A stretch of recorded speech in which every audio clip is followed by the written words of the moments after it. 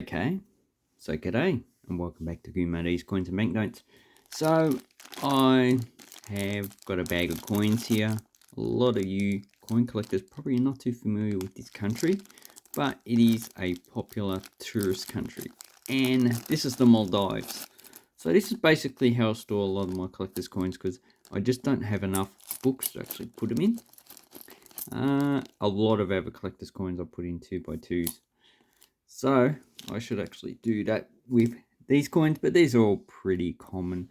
And this country is the Maldives. So the Maldives have their own currency system. It is based on the rupee, and they've only issued their coins since the 1700s.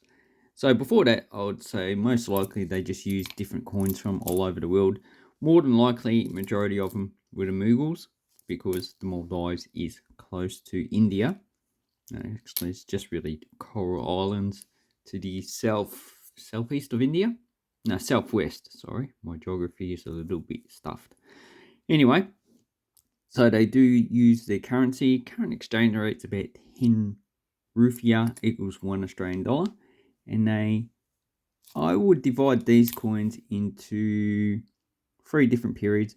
So we have the 1960s coins from the kingdom. We have the early Republican coins, so they include the earliest aluminium. And then we have the modern coins from roughly 1982. And they're modern because they have a different image on the actual reverse of the coin. So I'm not even sure. That might be the obverse. Has the name of the country. Reverse just says something. So this is a mosque in male. So the capital is called male. So we'll get into and have an analysation of these coins. So the first coins are dated 1960, and they come in 1, 2, 5, 10, 25 and 50 Laran.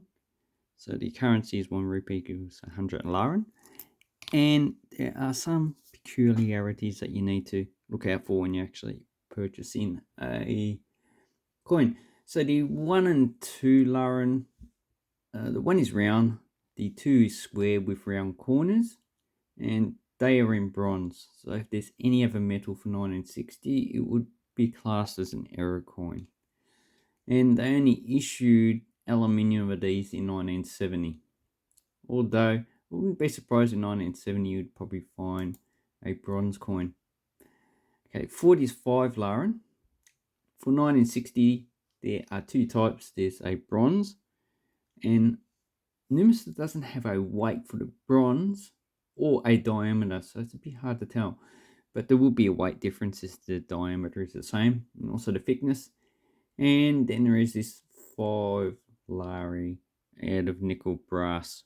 So these coins just have the coat of arms on one side, which has the flag and the crescent of Islam, and the palm trees representing the Coral Island.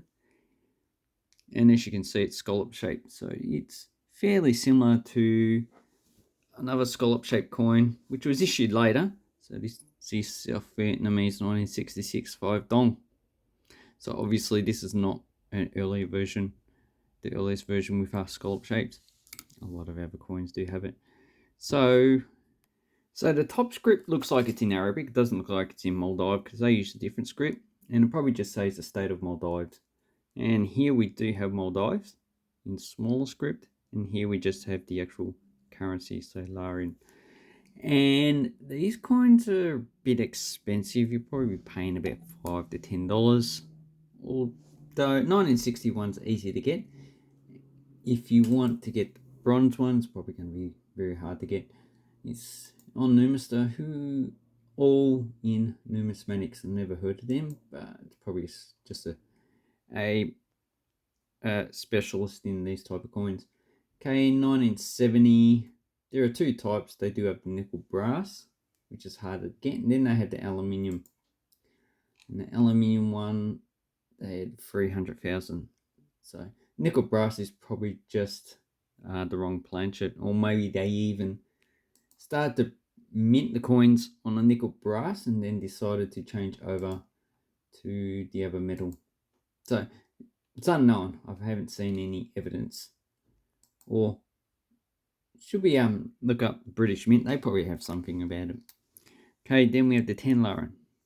So the 10 Lauren, once again, it's scallop shaped, a little bit different. So with the Arabic at the top and the Maldives script makes up the rest of it. And there is these two types.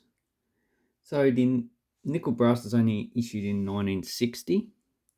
So this should be a fairly common coin. This one has bronze disease or brass disease. And then we have the aluminium one. So aluminium coin was also issued in 1960, although it says it's unlisted in the catalogue. But majority of these coins in aluminium are going to be 1979, when these are actually issued in substantial numbers. But even though they doesn't have a mintage, but I'd say at least over 100,000. But a majority coins I see for sale are actually the nickel brass of 1960. So, and the aluminium coin is the current 10 lari that you'll find today. Okay, then we have the 25 lari. It's a smaller coin, also made out of nickel brass. But the difference with these coins is that these ones are reeded. And for the nickel brass, they didn't change the metal. There's two dates that they issued, 1960 and 1979. And for the 1960 issue, as you can see here, they issued a reeded. So the reeded coin is this one. And this is security reeded. So it's security reeded because it has this little hatch down, which is similar to the so this is the Hong Kong $1, and Hong Kong coins of the period went over to the security reading. And these coins, 1960 had a mintage of 300,000, 1979 100,000. So once again, as you can see, the inscription is pretty much the same as all the other coins. Has the coat of arms. So that's the only difference you'll be looking for in these coins is this. You see difference in the reading. And on Numister it says that with security rating, 71 people who have this coin have security rating, and only 15% have reeded edge. So probably a lot of people haven't looked at to see the variety that they have. Now whether this is a variety or an error, I'm not too sure.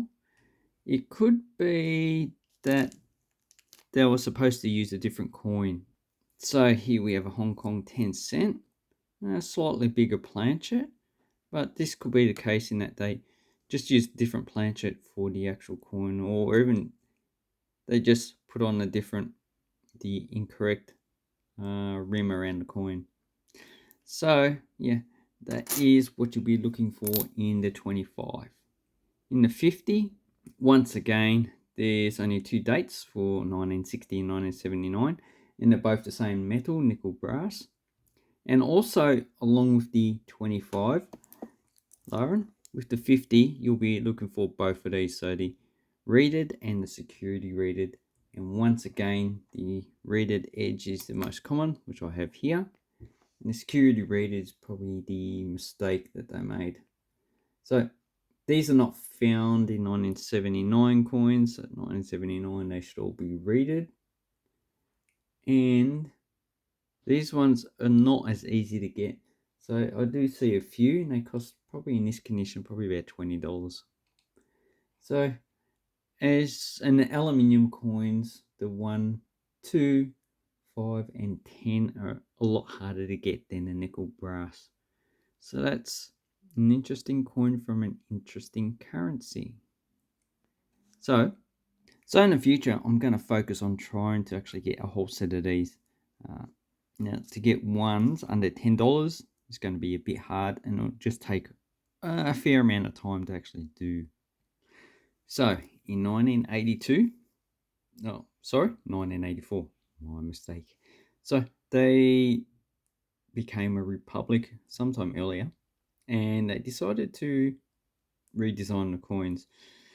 So, they did keep the denomination on the coins. They took the Arabic off, and they kept the Fana script, which is the name of their script, which actually looks a lot better than Arabic. So basically, all it does is reference the same thing. So this is Laren in Latin or English and the Fana script, Maldives in English and the Fana script. And on the back of the coin, we just have different depictions of stuff that you can find in the Maldives. So on the 1 lari, we have the coconut. On the 5, we have binto fish. And on the 10, we have a sailing boat, traditional, probably a dough of some type. And in 2012, they reduced the size of these coins, which are currently circulating. But these large aluminium coins are still legal tender. So if you get these in your change when you're in the Maldives, don't panic. You can still keep them. Or you can even sell them. That's even interesting. But I believe that these nickel brass coins are no longer legal tender. Okay, so for the 25 and 50, once again, they changed the design, but they kept the diameter the same. So these are 20.5 and the 50 is 23.5. So realistically, you can get these in your change in the Maldives, although they do stand out. So more than likely is that people will just try and sell them for an extra profit. So, and another thing is that in 2008, they changed it from a nickel brass to brass plated steel to reduce the cost of minting the actual coins. And on the back of the coin, so they changed it. This used to be the front, but then it became the back because obviously it didn't have the name of the country. So this has the Mali Friday Mosque, which is in the capital, and it's pronounced as male. I like to call it Mali, so male just doesn't sound right. And this one, the 50, has the loggerhead turtle, which is a large ocean-going turtle that obviously would probably lay eggs somewhere on the coast. They'll probably do it in Australia, probably in the north coast of Australia. All around Indonesia, I wouldn't be surprised. And these, so this is worth exchange rate 5 cents, but this one you'll be paying, was it, $20 or more. This one you can actually get these coins in coin lots for probably about $15, including all the current coins. So in 1982, they issued a ₹1 coin that replaced the banknote. So this one does just have the coat of arms on the front of the coin. So this would be the front of the coin because it has the coat of arms. And that was first issued in copper nickel clad steel. Then in 84 to 96, it was issued in copper nickel. Then from 2007, they issued nickel clad steel. So they probably should have kept it going as a clad coin instead of messing around with mintages, because that would affect any vending machines around the country. Okay, in 1995, they issued a ₹2, and this is a nickel brass to 2007. And 2007 has two different issues, so they have a brass plated steel and a nickel brass. So you need to check if it's magnetic, but because the weight is the same at 11.7, diameter is a bit different. So the nickel brass is 25 millimeters and the brass plated steel is 25.4. Obviously, if you're going to keep the weight the same for different metals, obviously something else has to change, either the thickness or the diameter. Seems like the diameter is in this case. And the latest coin they issued is this bimetal coin in 2017. So this is a nickel plated steel center. So that's that silvery stuff. And a nickel brass ring. So obviously this is not plated on the outside, which would protect the core because it's a plated steel. So because this 982 is still plated, now you can probably see that the edge is starting to go black. Yeah, so that's what happens to steel. If it's not stainless steel, it just starts to corrode and goes black and then it flakes off. So that's not really a good thing. So if you find a coin like that, it's past dead. It's actually decomposing. Okay, so the back of both of these two rupees are the same. And it just has a conch shell. Obviously, a lot of different cultures use these as horns. And this is a Choronia tritonus. I would say it's probably a common species that you can find all over the place in coral reefs and atolls. And the current exchange rate's 20 cents for both of those. You can pick them up for about $5 to $10 each. Although, once again, if you want to get a set of these coins, because these are currently circulating coins, someone could go to the bank in the Maldives, get a whole lot of them, obviously separate the ones out that are in almost uncirculated condition, and just sell them off. But if you wanted to get the older coins, obviously there's the only way you're going to get a set. You're not going to go to a bank and get a set. You would need to actually assemble a set by yourself, or someone has assembled a set from individual coins in the past. So that's why these are a bit harder to get, and you're not going to find a set of these older coins that's within your budget unless you actually earn about $100,000 a year. Anyway, hope this helps you with your Maldives coins. They're an interesting coin series, and I hope that the oceans don't rise enough that it actually takes this country with it. Anyway, thank you very much. Have an awesome coin and banknote collecting time. Thank you and goodbye.